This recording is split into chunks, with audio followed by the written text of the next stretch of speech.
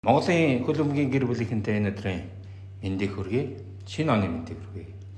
Монголын хөл өмгийн холбоо 2023 оныхоо төлөвөг тавгад танилцуулахад бэлэн болоод байна.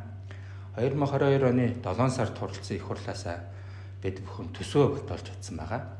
Энэхүү төсвийн хүрээнд 8 хэлтс маань Монголын хөл өмгийн холбооны хэрэгжүүлж байгаа урт хугацааны стратеги төлөвлөгөөг хэрхэн 2023 онд хийж гүйцэтгэх талаараа хэлтсийн дарганаар маань та бүхэнд мэдээлэл хүргэнэ.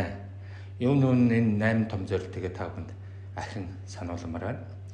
2020 онд зөвлөлийн хурлаараа энэхүү урт хугацааны стратеги хөтөлбөрийг баталсан байгаа. 8 жилд бид нар 8 том зорилтыг амжилттай хэрэгжүүлснээр Азийн хөл өмгийн холбооны топ 10 холбоотой нэг болох том зорилт тавьсан. Энэ тал дараа та бүхэнд бас товч дуртая. Нэгдүгээрт нь мэрэгжлийн хөл бөмбөг. Мэрэгжлийн хөл бөмбөг гэдэг дээр бид бүхэн шгшээ багаас ахуулаад бүх насны шгшээ багууд. Дээр нь элит академиуд орно. Мэрэгжлийн хөл бөмбөг сонирхож байгаа хүүхд болгонд энэ мэрэгжлийн хөл бөмбөгөөр зорилтын хүрээнд шгшээ багтаа тоглох үе талыг нээж өгөх зорилготойгоор мэрэгжлийн хөл бөмбөг гэдэг үндсэн зорилтыг нэгдүгээр зорилт бол дэвшүүлсэн. Хоёрдугаар зорилт нь зөв удирдлага, сайн зохион байгуулалт.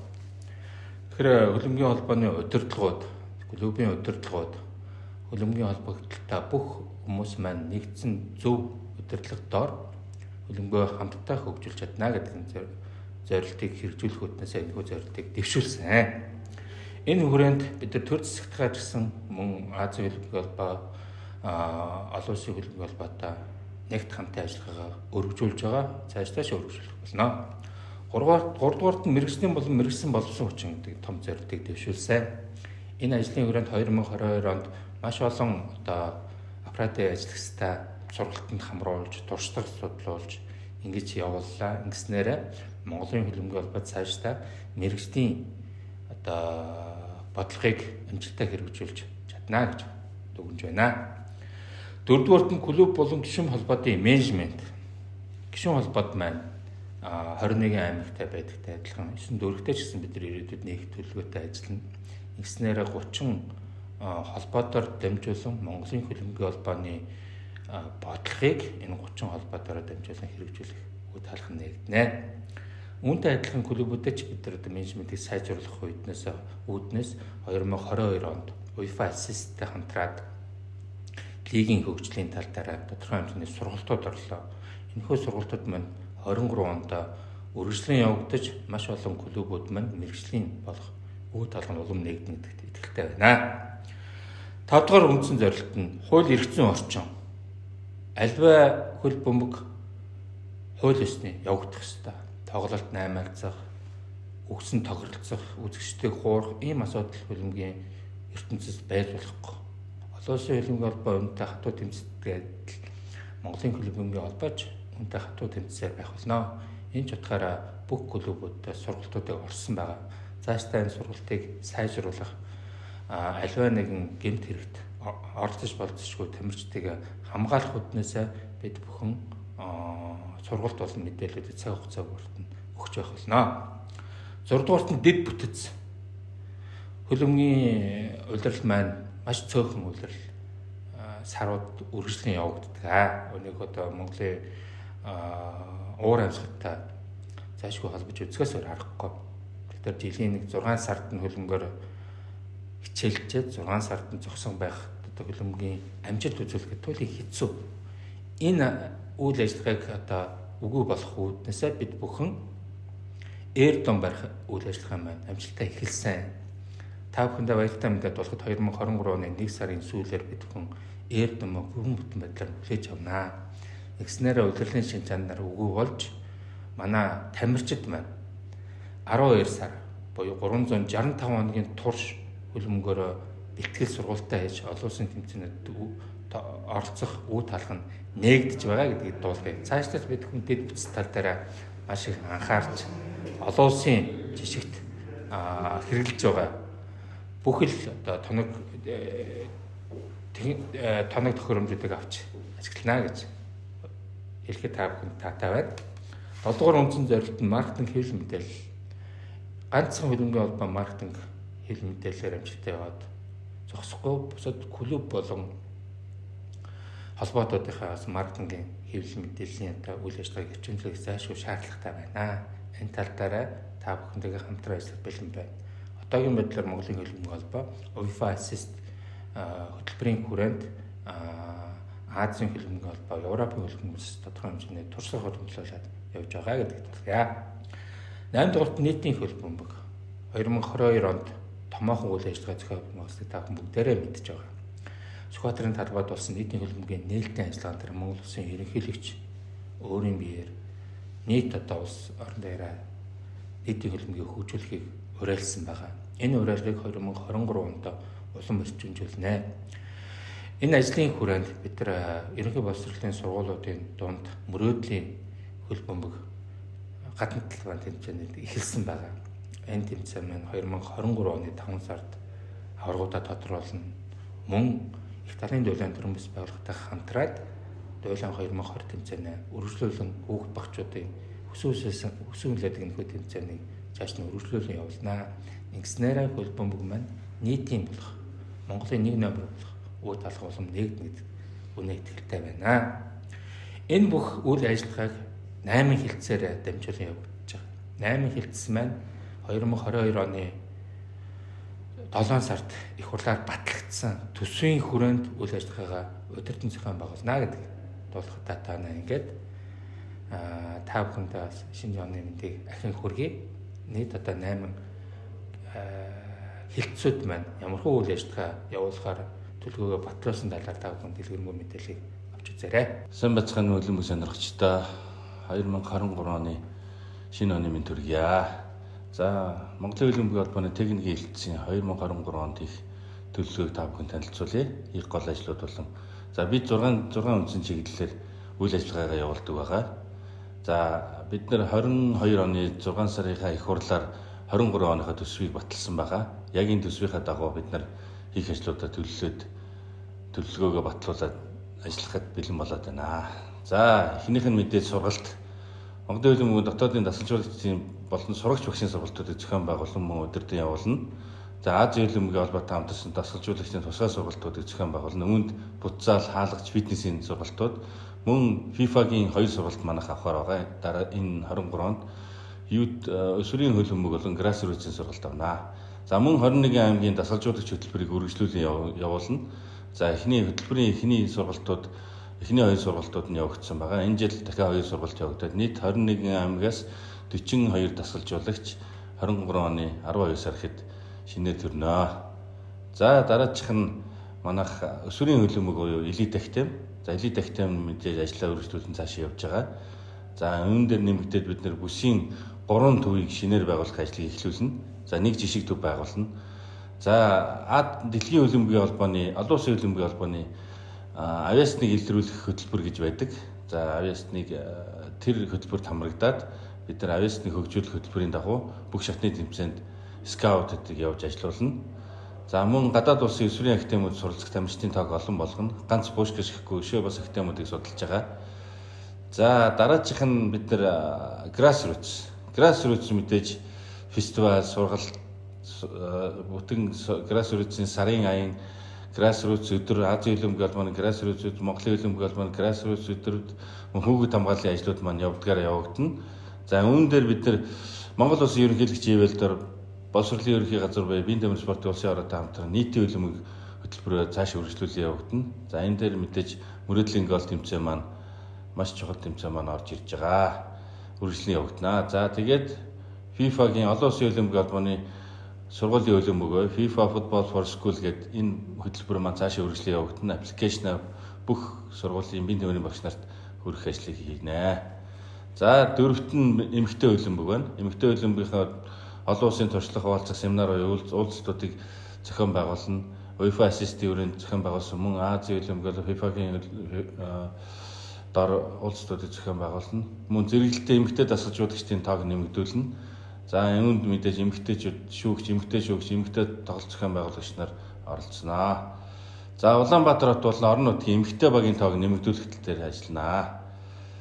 За футзалын хувьд мэдээж бус яг сургалтууд явагдгаар явагдана, тэмцээнүүд явагдгаар явагдана. За үүн дээр харин тэмцээнийг нь урт хугацаанд явуулах вэ, бүтцийг сайжруулах тал дээр ажиллана. За сургалтууд мэдээж орон нутаг клуб шгшээ багууд дээр сургалтууд явагдана. Мөн дуулаан, их талын дуулаан төрийн бус байгууллагатай хамтран дуулаан тэмцээнийг үргэлжлүүлэн явуулахаар ажиллаж байна. За хамгийн сүүлчээр нь мэдээж манай шгшээ баг. За шгшээ баг энэ жил 23 онд маш олон улсын тэмцээнүүдтэй. За үндсэн шгшээ маань дэлхийн аварга улсын шатны тэмцээнд 10 сар тоглоно. Мөн олон улсын хөлбөмбөгийн холбооны өдрүүд FIFA дэсээр нөхөсөг тоглолтууд хийн. За 23 насны шгшээ маань 2 том тэмцээнтэй байгаа. Нэг нь Азийн цомын тэмцээн 10 сард байгаа. Мөн Ханжау Азийн наадам 9 сард байгаа. За эмэгтэй шгшээ баг нь Парисын Олимпийн урьдчилан шат мөн Азийн Ханжау наадамд бас оролцохоор энэ жил төлөвлөгөөтэй байгаа. За 17-наас 20 насны охтууд маань энэ 3 сар 4 сард Азийн цомын тэмцээнүүдтэй байгаа. 20 насны шгшээ маань Йордан улсад тоглоно. 17 насны шгшээ маань Улаанбаатарт тоглоно. За мөн футзалын шгшээ маань Азийн цомын тэмцээнд 10 сар тоглохоор ингээд төлөвлөгөөг боловсруулад ажиллаж байна. За анхаарал хандуулсанд баярлалаа. За сайн байцгаана уу? Монголын Олимпийн холбооны шүүгч хэлтсийн зүгээс аваад мэдчилж байна. За 2023 онд ерөнхийдөө Монголын Олимпийн холбооны шүүгчийн хэлтсээс Монголын Олимпийн холбооны зөвлөлөөр батлагдсан. Мөн олон улсын Олимпийн холбоотой хамтарч баталсан урт хугацааны стратеги төлөвлөгөөний дагуу 8 жил 8 зорилгын хүрээнд 2023 онд гол 3 чухал зүйл дээр анхаарлаа хандуулж ажиллахыг зорьсон байгаа. За энэ 3 чухал зүйл юу вэ гэхээр 2023 онд бид эхлээ шүүгчийн ур чадвар дээр анхаарж байгаа. Одоо байгаа шүүгчтэй улам ур чадваржуулах тал дээр. Хоёр дахь нь шүүгчийн тоо. Гурав дахь нь юу гэхээр шүүгчийн эрх зүйн орчныг сайжруулах. Энэ 3 зүйл дээр ерөнхийдөө 8 жил 8 зорилгын хүрээнд тулгуурлаад стратеги төлөвлөгөө боловсруулж ажиллахыг зорж байна. За мэдээ шүүгчийн ур чадварыг хэрхэн сайжруулах вэ гэж зорж байгаа гэхээр 2023 онд бид нар Азийн Олимпийн холбооны гишүүн холбоотой шүүгч солилцох хөтөлбөрийг энэ жил эхлүүлэхийг зорж байгаа. Ялангуяа бид нар Японы Олимпийн холбоотой хамтарч ажиллах гэрээтэй бусад солонгосын Олимпийн холбоо, ойрхон хятадын Олимпийн холбоо гих мэтчлэн эдгээр улсуудтай шүүгч солилцох хөтөлбөр эхлүүлж гадаадас шүүгчтэй авчирч Монголын дээд лиг дээр ажиллах энэ орчин энэ нөхцөл болцоог бий болохыг зорж ажиллана. Мөн Монголоос мөн шүүгчдийг тэр улсад авчиж ажиллаж чадваржуулах тал дээр анхаарч ажиллахыг зорж байгаа. Мөн Азийн Олимпийн холбоо болон бусад гишүүн холбоод ажиллаж исэн туршлагатай Азийн Олимпийн холбооны сурагч ус зөвлөхийг Монголд ажилуулахыг зорж байгаа. Энэ юу вэ гэхээр мэдээж техникэлц гадаад олон улсын техникэлц тэмцээн цуглал хэлц гэх мэтчлэн босоод энэ дээр одоо эдит хийж мэдтэй хасаад за санийхыг хасчаараа за. За тэгээд эхлээд яач. За мөн Азийн Олимпийн холбооноос туршлагатай Азийн Олимпийн холбоонд ажиллаж исэн туршлагатай сурагч шүүгчийн мэрэгчлэлтнийг Монголын Олимпийн холбооны шүүгч хэлцэд ажиллуулахыг зорж байгаа. Ингэснээрээ тэнцэнэс бид нар харилцан суралцаж олон улсын жишгийг Монгол бий болгох тал дээр илүү энэ дээр анхаарч мөн шүүгчдийн ур чадвараа сайжруулах тал дээр ажиллахыг зорж байна. Мөн олон улсын Олимпийн холбооны футура 3 буюу олон улсын Олимпийн холбооны сурагч шишийн сургалтыг Монголдо зохион байгуулах энэ ажлыг зохион байгуулахыг зорж байна. Энэ юу гэхээр Азийн 47 орны ялангуяа Зүүн Азийн бүтцийн бүх топ Азда тэргүүлдэг шүүгчийн сурагч өгч нар Монголд цуглаж өг сургалтыг зохион байгуулахад Монгол энэ сургалтыг авахар төлөвлөж байна. Ингэснээрээ мөн энэ дээрээс шүүгчийн ур чадвар, манай шүүгчдийн ажиллах орчин илүү бүрдэж, илүү туршлагачин гэж харж байгаа. Мөн олон улсын Олимпийн холбооны шүүгчийн сургалтыг Монголдо хүлээж авахар зорж байна. Энэ юу гэхээр бид нар жил болгон ерөөхдөө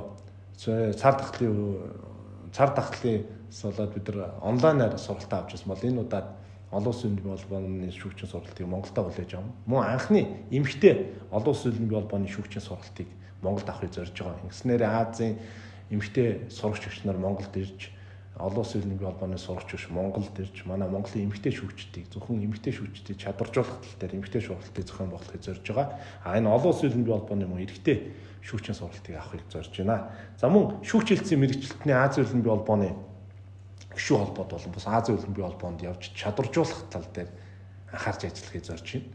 Ингэснээрээ Азийн Олимпийн холбооны интерншип буюу тэнд очиж дадлагчиж шүүгч хэлтсийн мэрэгчлэлтэн гишүүн холбоо хэрхэн ажилтгийг Азийн Олимпийн холбооны шүүгч хэлтс хэрхэн ажилтдаг вэ гэдэг дээрээс хамтарч ажиллаж энэчнээс сурч мэдсэн зүйлээ ирээд Монголдо болон шүүгчдийн ур чадрыг сайжруулж хэлтсийнхаа үйл ажиллагаа сайжруулах маш их төхөн болно гэж харж байна. Мөн олон улсын одоо нөхөрсөг тоглолтууд, шгшээ багийн нөхөрсөг тэмцээнүүд дээр маань шүүгчтэй хамт явуулах тал дээр төлөвлөж ажиллаж байгаа. Ингэснээрээ тухайн улсын шүүгчийн хилцтэй манай очисон шүүгч нар хамтарч ажиллаад шүүгч хилцтэй хамт бэлтгэл хийгээд мөн нөхөрсөг тоглолтуудаа тухайн улсынхаа шүүгчтэй хамтарч тэмшүүж явуулснараа тэр шүүгчийн ур чадвар бол нэмэгдэнэ гэж харж байна. Мөн элийн шүүгчийн хөтөлбөрийг энэ жилээс бий болгож байгаа. Элийн шүүгчийн хөтөлбөр нь юу вэ гэхээр манай Монголын Элен бие холбоо одоо олон улсын элит 4 шүүгч байна. Элит. За энэ дээрээс нэмэгдээд олон улсын Элен бие холбооны бусад элитүүдийг бий болгох зорилгоор одоо Англитай ялангуяа дээдлэг дээр ажиллаж байгаа шүүгч нараа улам чадваржуулж Азийн Элен бие холбоо олон улсад дүрслэх хүч тийм түвшинд хүрэхийн тулд энэ элит шүүгчийн хөтөлбөрийг энэ жилээс эхлүүлж байгаа. Гэснээрээ шүүгч ур чадвар улам сайжрна гэж харж байна.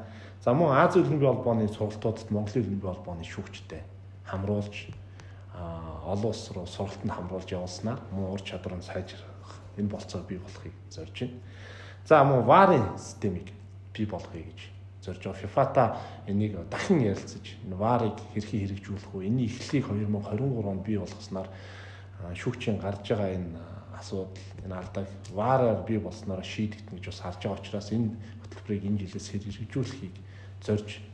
За шүүгчийн тоог нэмэх дээр бас бид нар биеийн тамирын ихтэй сургуулиудтай хамтарч ажиллах гэрээ байгуулсан байгаа. Хамтарч ажиллах.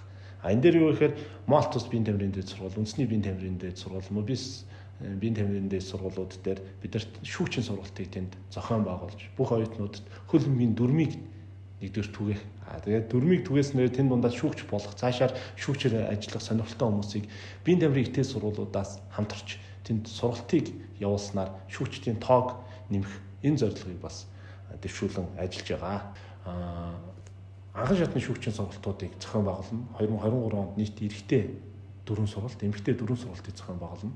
Ингэснээр улирлын удаа сургалт зохион байгуулад шүүгчдийн тоог нэмэх тал дээр анхаарч байгаа. Мөн олон орон нутагт мөн анхан шатны шүүгчийн сургалтуудыг дандаа онлайн хэлбэрээр зохион байгуулж, орон нутагт болж байгаа бүсийн тэмцээн дээр орон нутгийн шүүгчтэй хамруулж, тэгснээр орон нутгийн шүүгч нар энэ бүсийн хэмжээний тоглолтын шүүн явуулах ур чадрыг нэмж орон нутагт шүүгчийн боловсруучныг бий болгохыг зорж байгаа.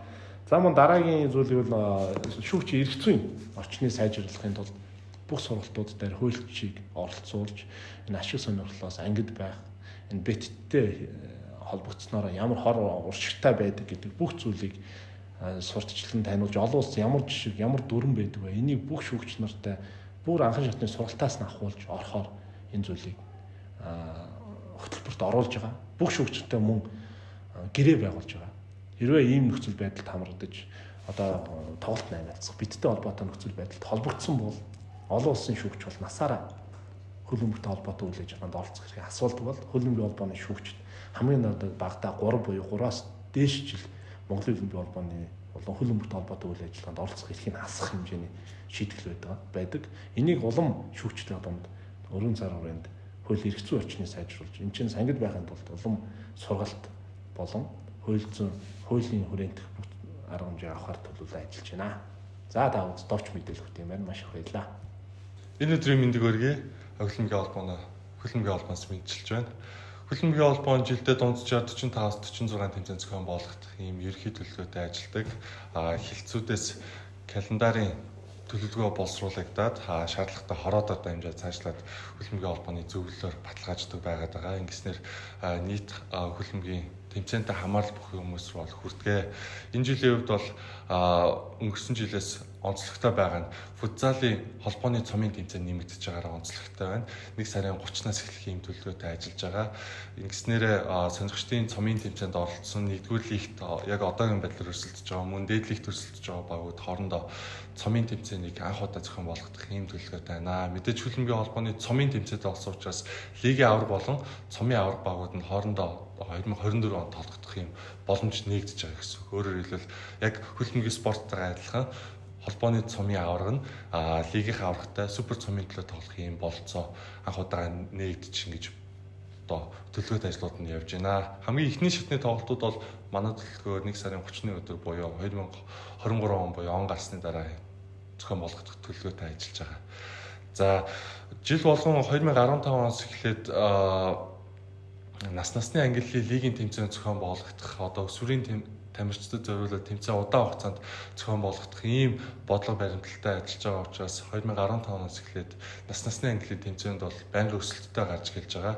2019 онд заалын тэмцээний хувьд футзалын тэмцээний хувьд бол нийт 19 тэмцээн зохион байгуулсан бол хөлбөмбөгийн тэмцээнээ бол нийт 26 тэмцээн зохион байгуулсан ийм түүхтэй ажилласан бол яг 2023 оны үеэл буюу 2022-оос 2023 оны яг энэ шилжилтийн намар хаврын тойргийн жилд бол нийт заалын төрөлд бол 20 тэмцээн хөлбөмбөгийн төрөлд бол нийт 27 тэмцээн төлөвлөсөн ажиллаж байна. Саяны ярьсан холбооны цомын тэмцээнүүд нэмэгдснээр тус жилийн онцлог болж байгаа гэж хэлж болохоор байна. Насны ангиллын тэмцээнүүд нэмэгдэж байгаа адилаар мөн ялгаагүй 2020 оноос эхэлж хөлбөмбөгийн холбоо өөрөө спортын төрлөө буюу за тухайд илүү модонд орж исэн. Тэгээд цар тахалтай холбоотойгоор захим спортын төрлийн FIFA 2022 тэмцээний хүртэл зохион байгуулж исэн түүхтэй байгаа. Тийм учраас энэ жил ч гэсэн жигжиг компанитай хамтын ажиллагааны хүрээнд тус тэмцээн зохион байгуулагдаад Монгол улсыг төлөөлөөд шгшөөгийн тоглогч нар захим спортын төрөлд оролцох бас болцоонд нэгдэж байгаа. Энэ бас энэ жилийн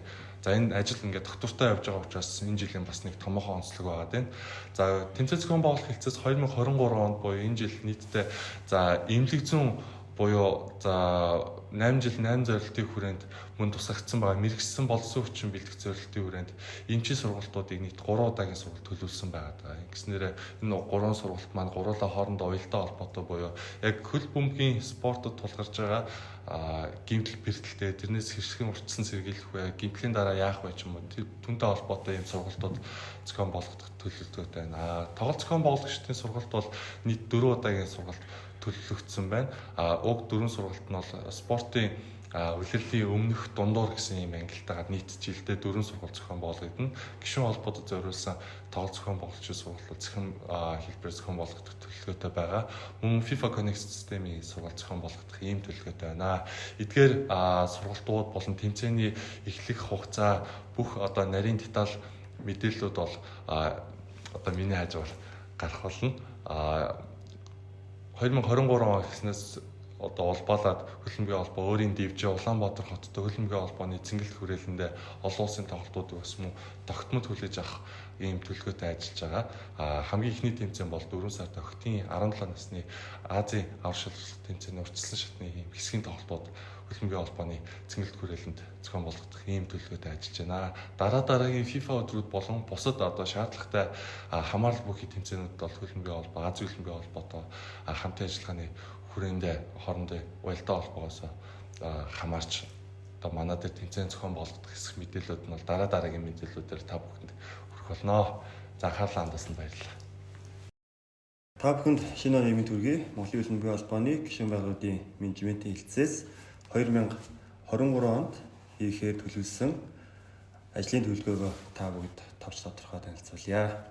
За манай хэлтсийн үед хамгийн түрүүлээд Азийн хөлбөмбөгийн холбооноос тавигдж буй клуб лицензиулалтын хэлбэрийг одоо бүрэн хэрэгжүүлж түүнд одоо хяналт тавин ажилладаг байгаа. За тэгэхээр клуб лицензиулалт маань одоогийн байдлаар бол Монголын хөлбөмбөгийн холбооны үндэсний дээдлийг за мөн үндэсний 1-р лигүүдэд одоо хэрэгжээд чамгүй олон жилийн хугацаанд явагдаад ирсэн байгаа. За эх онуудаас эхлээд Азийн хөлбөмбөгийн холбооноос ирүүлж байгаа одоо зааварчилгаа мөн одоо ажлуудын хүрээнд бид нэр хуцаал болон эмгтээчдийн дээдлэгийн оролцож буй клубүүдэд зайлшгүй одоо энэ шалгуур үзүүлэлтийг одоо тавих болж ирж байгаа. Тэгэхээр энэтэй холбогдуулаад мөн хуцаалын болон эмгтээчдийн лигийн клубүүдтэй за энэ клуб лицензиулалт гэдэг нь яг жоохон юу юм бэ? За яг энэ зүйлийг хангаснаар бид нэр яах ёстой юм бэ гэдэг зүйлийг одоо танилцуулах сургалтыг бид нэр энэ онд зохион байгуулна. За маш энгийнээр тайлбарлахад бол бид нар одоо дотоодын өрсөлдөөнд одоо өрсөлдөж байгаа боловч за Азийн буюу олон улсын одоо тэмцээнүүдэд клубүүд маань оролцоход зайлшгүй энэ клуб лицензийн шаардлага одоо хангасан байх үндсэн шаардлагатай учраас энэ маань одоо бидний үед саншгүй болон зайлшгүй мөн одоо биелүүлэх энэ шалгуур үзүүлэлт гэж таавал ойлгож болно.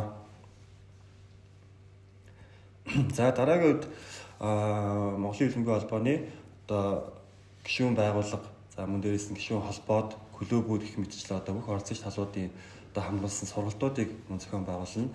За өнгөрсөн оны хувьд бол одоо төлөвлөгөөний дагуу бид нэр 21 аймгийн гишүүн холбоодын чуулгадыг мөн амжилттай зохион байгуулсан байгаа. За клубүүдтэйгээ клуб зэнжүүлэлт болон бусад одоо чиглэлүүдээр уулзалтуудыг бол тухайн үрт нь бол ороод ирсэн. За эдгээр ажлуудаар үргэлжлүүлээд явуулна. За мөн гишүүн холбоодтой зориулаад одоо бидний үйл ажиллагааг сурталчлах одоо олон нийтэд хүрэх үүднээсээ Монголын үндэсний олон нийтийн телевизтэй хамтраад за маркетингийн үйл ажиллагааг сайжруулах одоо хүрээнд нэвтрүүлгүүдийг бид нараас бэлдэн хүргэж эхэлсэн байгаа. Тэгэхээр энэ ажил маань үргэлжлээд явагдана. За мөн гадаад хамтын ажиллагааны хүрээнд өнгөрсөн онуудын хугацаанд ковидоос шалтгаалаад олон улсын одоо туршлага судлах боломж маань бас хязгаарлагдмал байсан. Тэгэхээр 2023 оноос бид нэр одоо төлөвлөгөөний дагуу судалж байгаад за боломжит одоо гишүүн холбоод за клубүүдтэй хамтын ажиллагаа өргөнүүлэх үүднээс бид нэр энэ ажиллагаа 23 онд одоо эхлүүлээд төлөвлөгөөний дагуу ажилланаа. За мөн сертификат Азийн хөлбөмбөгийн холбооны клуб зэнжүүлэлтийн журмыг хангасан клубүүдэд бид нэр одоо чанарын баталгаа буюу за мэргэжлийн хөлбөмбөгийн клубын шаардлагыг хангаж байна гэсэн сертификатыг мөн олгодог байгаа. Тэгэхээр энэ ажил маань мөн төлөвлөгөөний дагуу явагдана. За мөн мэргэжлийн хөлбөмбөгийн хүрээнд гишүүн байгууллагуудыг бүгдийг одоо өсвөрийн хөгжлийн болон хөлбөмбөгийн клубын хөгжлийн хөтөлбөртэй болох ажлыг бид нэр төлөвлөлөөд төлөвлөгөөнд тусгасан байгаа. Энэхүү ажил маань мөн энэ оны хувьд бол одоо явагдана. За мөн мэргэжлийн болон мэргэжсэн боловсон хүчин бэлдэх одоо ажлын хүрээнд гишүүн байгууллагуудаасаа за тодорхой тооны хүмүүсийг бид нэр интерншип буюу Монголын хөлбөмбөгийн холбооны одоо даатгах хөтөлбөрийг хүрээнд за Монголын хөлбөмбөгийн холбооны нийт хилцсэн мөн ерөнхий нэрмжийн даргын газар дээр дадлага их боломжийг бас бид нэр бүрдүүлж байгаа. Тэгэхээр энэтэй холбогдуулаад бид нэр гишүүн холбоод болон клубүүд рүүгээ мэдээллийг цаг тухайд нь хүргэх болно. За энэ ажил маань ямартай ч 23 онд дахин үргэлжлэх болно. За та мэдээлэл өргөхөд 2022 онд бид нэр Тархан аймаг болон Үсгэл аймагуудаас дадлагчдыг одоо авчирч холбоон дээр бүх хэсгүүдээр дадлага хийж ажилласан байгаа. За зөв өдрөл сан зохион байгуулалтын хүрээнд 21 аймаг 9 дүрэгт хурж ажиллах одоо үнэхээр шаардлагатай байгаа. Тэгэхээр дахиад бас нэг зүйлийг тодорхой хэлэхэд Монголын хөлбөмбөгийн холбооны эрхэм зорилго бол Монгол орон даяар хөлбөмбөгийн спортыг хөгжүүлэх үндсэн бас зорилготой. Тэгэхээр энэ ажлын хүрээнд бид нар 21 аймаг 9 дүрэг дээр бүгдэнд нь хурж ажиллахаар бас одоо менежментийн бодлогын ажлуудыг төлөвлөсөн байгаа. Тэгэхээр энэ эдгээр болон бус ажлуудыг бид 2023 онд одоо хийж гүйцэтгэхээр төлөвлөд байна. За та бүхэнд маш их баярлалаа. Энэ өдрийн минь төргий Монголын хөлбөмбөгийн холбооны хуулийн мэргэжилт төгслийн зай байна. За та бүхэнд 2023 онд за хууль эрх зүйн хүрээнд Монголын хөлбөмбөгийн холбооноос ямар ажлууд хийгдэх вэ гэдгийг голчлон илүү товчлон танилцуулах гэж байна. За өнгөрсөн жил буюу 2022 оны за 7 сарын 4-ний өдөр болсон ээлжид Монголын хөлбөмбөгийн холбооны их хурлаар за холбооны дүрэн бол шинжлэгдэн батлагдсан байгаа. За энэхүү дүрмийг 2020 онд анх ажлын хэсэг байгуулагдаад за энэхүү ажлын хэсэг маань бол нийтдээ 14 удаагийн хурлаар ингээд дамнаад за тэгээд нийт оруулсан өөрчлөлтүүдийн төслүүдийг одоо саналуудыг хүлээж аваад түүнийг Азийн хөлбөмбөгийн холбоо, олон улсын хөлбөмбөгийн холбоонд танилцуулж баталгаажуулж хянуулж ийж дүрм дээр бол нэмэлт өөрчлөлтийг оруулаад явсан. За энэхүү дүрм батлагдсантай холбоотойгоор за 2023 онд дүрмийн редакц дуусч за дүрм нь хэлэгдэж гарч ирж байгаа. За тэгэхээр үүнтэй холбоотойгоор энэ дүрмэнд нийт ямар өөрчлөлт орсон бэ гэдэг зүйлүүдийг бол танилцуулж нээлттэйгээр бол мэдээлэл өгч танилцуулах сургалтуудыг бол хийж зохион байгуулах төлөвлөгөө бол эхний үйл. За үүний дараа бол дүрмтэй холбоотойгоор бол бусад за дүрм журам эрх зүйн баримтчүүд дээр бол яг дүрмд орсон өөрчлөлтийн шаардлагын дагуу нэмэлт өөрчлөлт хийгдэх шаардлага үүсэж байгаа. За үүнтэй холбоотойгоор бол жишээлбэл за Монголын хөлбөмбөгийн холбоонд гишүүнээр хэрхэн хэлсэх, за гишүүнээс хэрхэн одоо ямар үндслээр чөлөөлөгдөх болон за тэтгэлзүүлэх гэх мэтчлэн үйл ажиллагааг одоо журамлах, зохицуулах энэхүү журмыг бол нэмэлт өөрчлөлт хийж шинжлэгдэх. За мөн сонгуулийн дүрм, за байнгын ороодын ажиллах журам, за мөн зөвлөлүүдийн ажиллах журам гэх мэтчлэн за үндсэн дүрмийн хавсралт болж байгаа энэхүү дагалдах бусад журмууд дээр бол нэмэлт өөрчлөлт орох ийм ажлууд хийгдэхээр байна.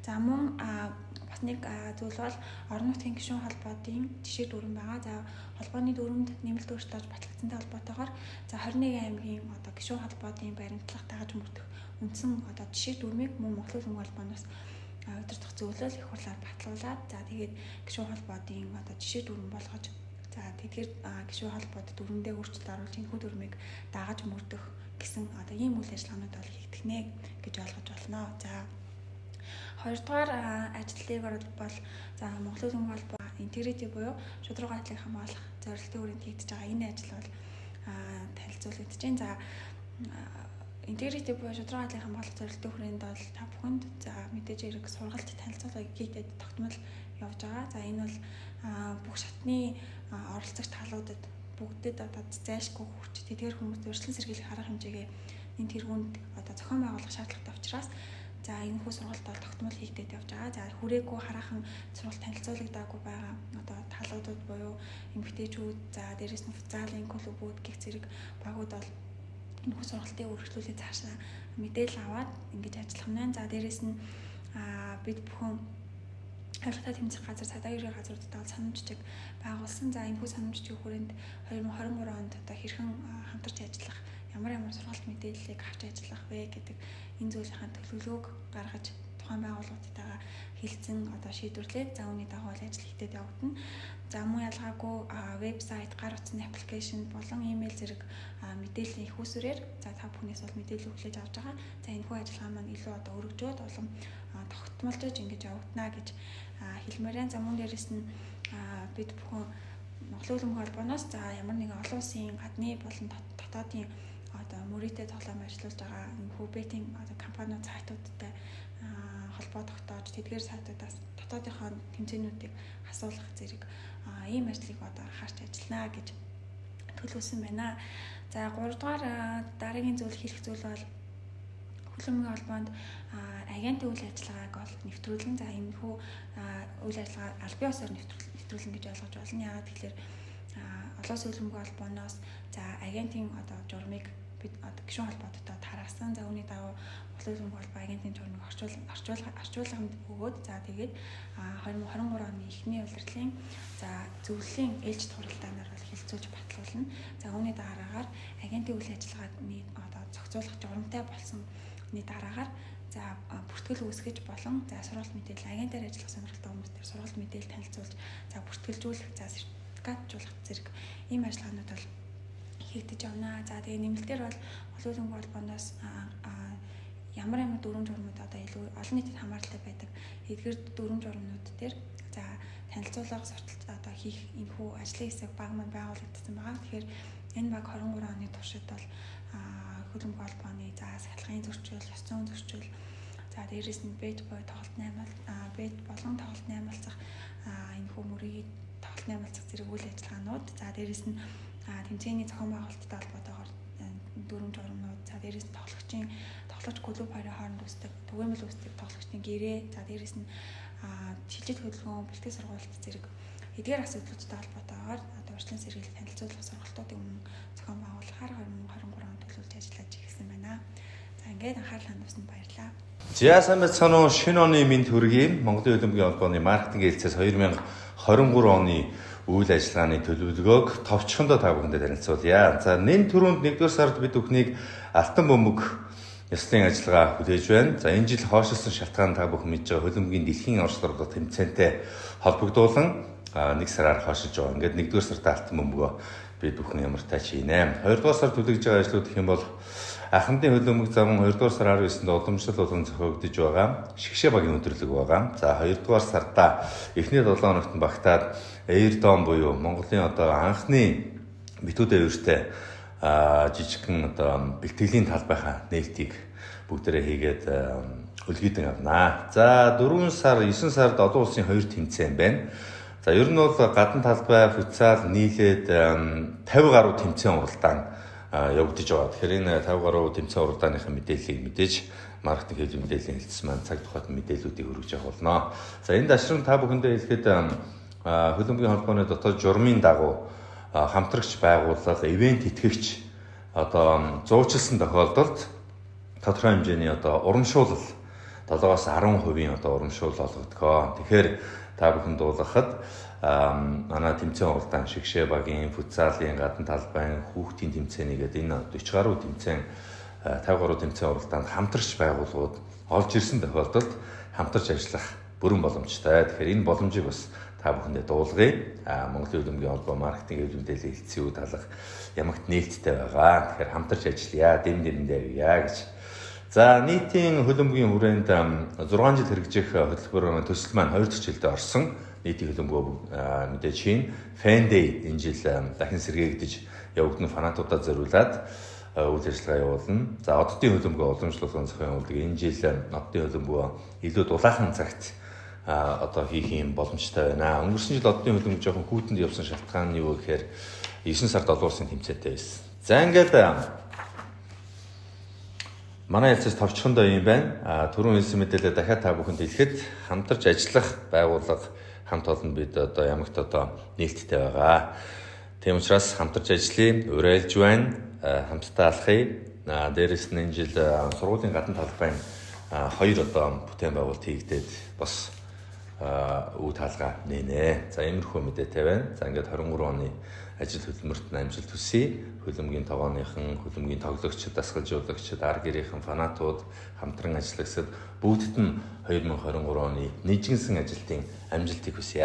За бүгдээр нь энэ өдрийн мэндийг хүргэе. Монголын хөлбөмбөгийн холбооны үйл ажиллагааны эхлэлтээс 2023 онд төлөвлөсөн ажлуудаа бол хийж хэрэгжүүлэхээр одоо шат дараатахаар бүх төлөвлөгөөгөө бол гаргасан байгаа. За манай төлөвлөгөөнд бол дэд бүтцийг сайжруулах, одоо барилга байгууламжууд, засвар ашиглалт үйлчилгээний чиглэлүүдээр бол төлөвлөгөөгөө бол баталсан байгаа. Тэгээд энд маань бол одоо жишээлбэл бүт заалны дээврийн ус гойжлтыг зогсоохоос ахуулаад, за хоёр холбоо талын одоо хоёр давхад байрладаг гадна талын суудлын доод хэсгийг засварлахаас ахуулаад, за үзэгчдийн суудлын доод хэсэгт одоо 0 дулаан цахилгаан, одоо дулаан халуун пар оруулахаас ахуулаад гэх мэтлэн маш их дэд бүтцийг сайжруулах тийм одоо ажлуудыг бол төлөвлөсөн байгаа. За мөн Төв аймагт бол хөлбөмбөгийн бэлтгэлийн төв дээр бол Air Dome гэдэг одоо бүтээн байгуулалтын ажлууд өрнөж байна. Тэгээд энэ бүтээн байгуулалтын ажлуудыг одоо дуусгаж усын комисс төлөөлөгч өгж ашиглалтанд оруулах чиглэлээр бол бас энэ гэрээлэгч компаниудтай хамтарч ингэж ажиллаж байна. За мөн энэ онд бол шинэ ярмаг төв дээр байдаг хөлбөмбөгийн бэлтгэлийн одоо төвийн улсын комисс төлөөлгөн өгч түүний ашиглалт үйлчлэгийг бол сайжруулах тэр чиглэлээр бол одоо 2023 онд бол бид нар үйл ажиллагаагаа одоо төлөвлөсөн байгаа. Тэгээд энэ ажлуудыг мэргэжлийн одоо байгууллагуудтай хамтарч ажиллаж ашиглалт үйлчлэгийг сайжруулах чиглэлээр үйл ажиллагаа бүх зүйлүүдээ бол төлөвлөсөн. Тэгээ Монголын хөлбөмбөгийн холбооны үйл ажиллагааны хэлтс бол гүйцэтгэлийг хариуцдаг засвар үйлчилгээ, сан техник, одоо аж ахуйн холбоотой бүх ажлуудыг одоо хийгдэг учраас энэ хийгдэх ажлууд бол шат дараатаа цаг хугацаанд нь засвар үйлчилгээ бүх зүйлүүдийг сайжруулж хэмчилж дэд бүтцийн ажлуудыг өргөдөх тэр чиглэлээр бол 2023 онд бол төвлөрж ажиллана гэж та бүхэндээ хэлье. Тэгээд бүгдээрэнд нь энэ ондоо ажил хөдөлмөр нь өндөр амжилттай байхын эрүүл өргөё. За баярлалаа.